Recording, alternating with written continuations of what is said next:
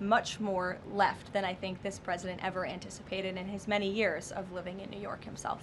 Nancy. Thanks, Caroline. This morning, President Trump accused 6 Democratic lawmakers of seditious behavior punishable by death. Just to be clear, does the president want to execute members of Congress? No.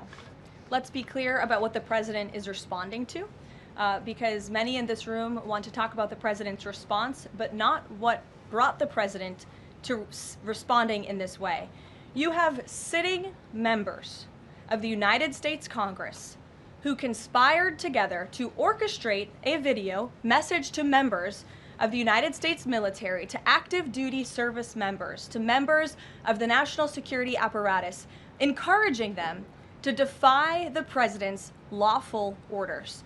The sanctity of our military rests on the chain of command. And if that chain of command is broken, it can lead to people getting killed. It can lead to chaos. And that's what these members of Congress who swore an oath to abide by the Constitution are essentially encouraging. We have 1.3 active duty service members in this country. And if they hear this radical message from sitting members of Congress, that could inspire chaos, and it could incite violence, and it certainly could disrupt the chain of command. These 3 members of Congress, I will also add, knew exactly what they were doing. You look at Alyssa Slotkin. She's a former member of the CIA. Mark Kelly was a captain in the U.S. Navy. Maggie Goodlander was a naval officer, and notably, she is also the wife of Joe Biden's national security former advisor, Jake Sullivan.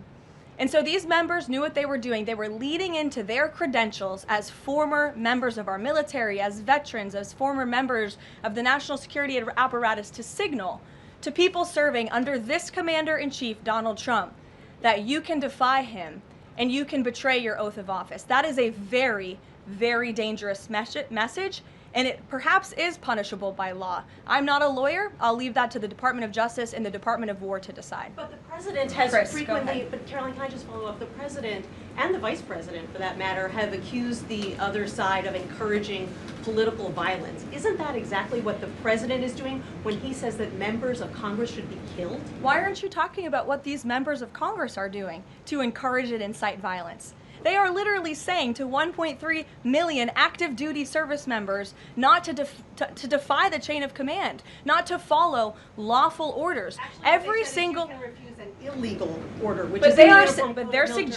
they're suggesting, Nancy, that the president has given illegal orders, which he has not.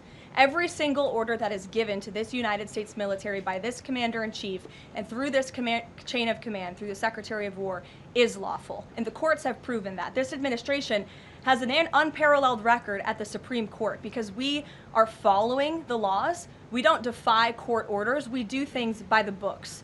And to suggest and encourage that active duty service members defy the chain of command is a very dangerous thing for sitting members of Congress to do. And they should be held accountable, and that's what the president wants to see. Phil. Thank you. Ambassador Mike Huckabee had a meeting with Jonathan Pollard, a former U.S. citizen who was convicted and spent 3 decades in jail for selling state secrets to Israel. Did the White House know that that meeting was going to happen? Does the administration condone it? The White House was not aware of that meeting, but